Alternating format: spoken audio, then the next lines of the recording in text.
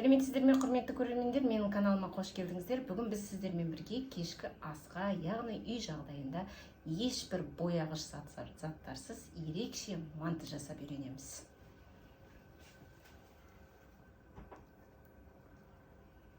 Осындай сап-сары әдемі тесто қамырмен әдемі кешкі асқа манты.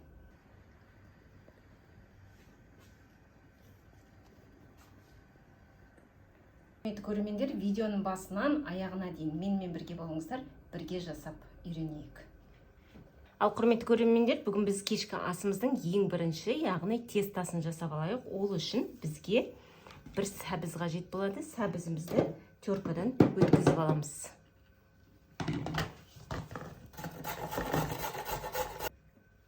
Ал енді келесі құрметті көрермендер, біздің осы морковымыздың суы қажет болады. Суын біз ситадан сүзіп алуымыз керек.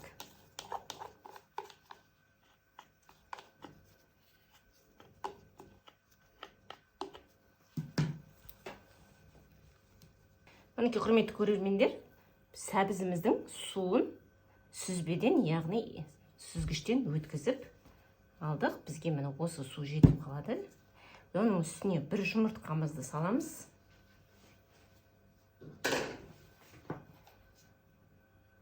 Бір чай қасық тұзымызды саламыз. Жақсылап араластырып алайық. Және де осының үстіне аздаған су қосамыз. Судан 50 граммдай су болса жетеді.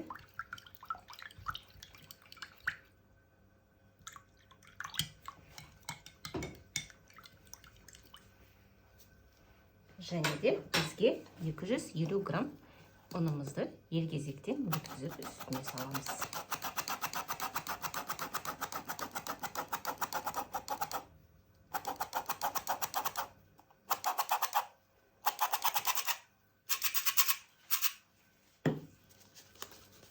Қамырымызды елеп аламыз жақсылап.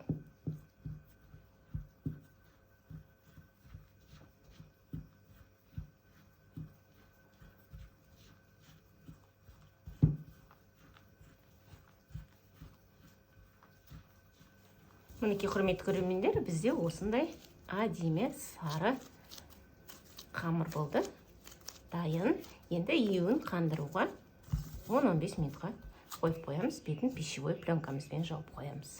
Ал құрметті көрермендер, біздің қамырымыз пока еуі қанғанша ол үшін біз начинкасына көшейік. Начинкасына бізге 1,5 килограмм фарш қажет болады, 3 дана жуамыз қажет болады және 3 дана картоп қажет болады. Осыларды майда кубик етіп турап аламыз ең бірінші.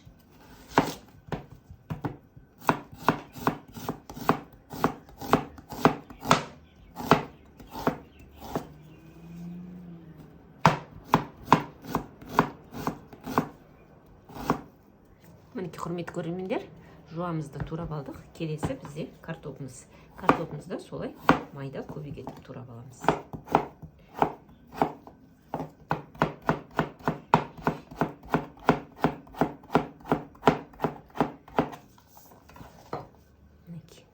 Құрметті көрермендер, начинкамызды турап алдық. Енді бізге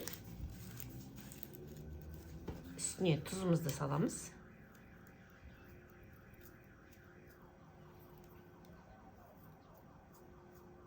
Бір жарым чай қасықпенен бір жарым тұзымызды және қара бұрышты өздеріңіз көз мөлшерімен білесіздер ғой, енді үй жағдайында жасап жүрген соң. Және де үстіне сұйық майдан 100 грамм сұйық май құямыз.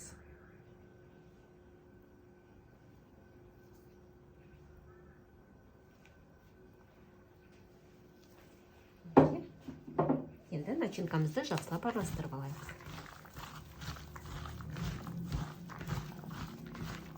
Құрметті көрермендер, біздің начинкамыз дайын. Ал мінекей құрметті көрермендер, біздің қамырымыздың еуі қанды.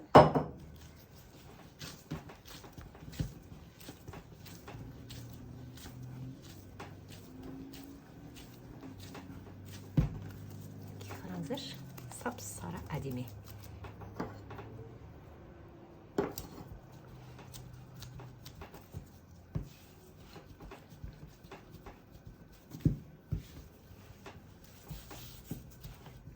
қамырымызды біркелкі етіп, жұқа етіп жайып аламыз қамырымызды. Мінекей құрметті көрермендер, жақсылап тестамызды жайып алдық, көрдіңіздер.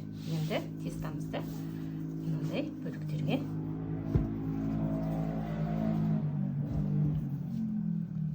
кесіп шығамыз.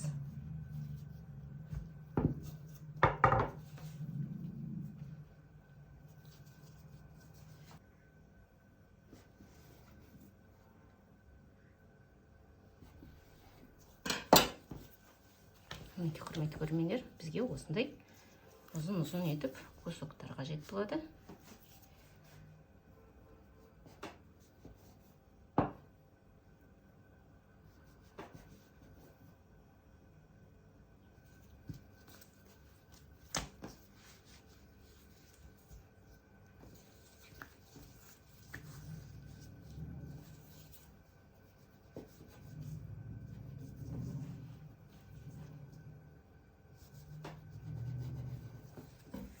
Мінекей құрметті көрермендер, осындай кусокпенен біз бәрін кесіп аламыз. Мінекей біздің қамырымыз дайын. Келесі түйу әдісіне көшейік. Біздің білесіздер, начинкамыз дайын тұр.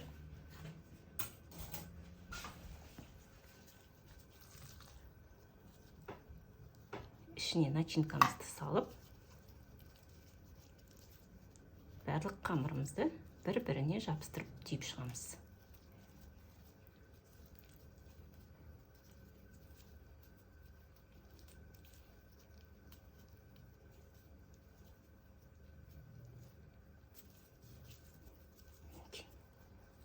Бәрін осылай түйіп шығамыз. Кәдімгі манты ғой деп жатсаңыздар, иә, кәдімгі үй жағдайында мантымыз біздің. Бірақ тестамызға біз ешбір, қалай айтсам болады сіздерге, бояғыш зат қоспай, таза үй жағдайында қалай қамырымызды қызыл түске, сары түске бояу керек екені көрсетіп жатырмын. Осылай бәрін түйіп шығамыздағы мантаваркамыздың астын майлап салып аламыз. Мінекей құрметті көрермендер, бәрін түйіп алдық жақсылап. Қарап алыңыздар. Енді мантаваркамызды қайнап тұрған судың үстіне 40 минуттай пісіріп аламыз. Мінекей құрметті көрермендер, бүгінгі біздің кешкі асымыз дайын болды. Қараңыздар, қандай керемет сап-сары әдемі болып тұр түрі. Мінекей.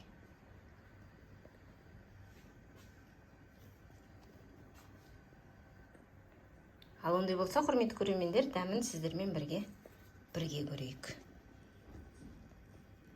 Ал құрметті көрермендер, ондай болса, бүгін біздің ерекше мантымыздың дәмін көрейік. Түрі енді өте керемет болып тұр. Қолмен ақ көре берейік. Бісміллә.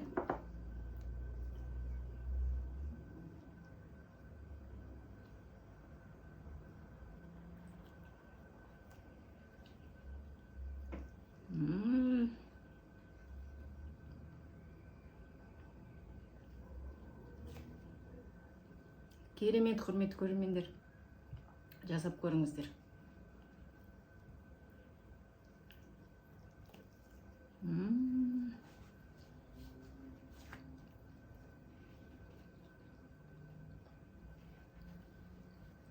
Дәмі енді тіл үйреді. Ал ондай болса, құрметті көрермендер, мен сіздерменен қоштаспаймын. Келесі көріскенше сау саламатта болыңыздар.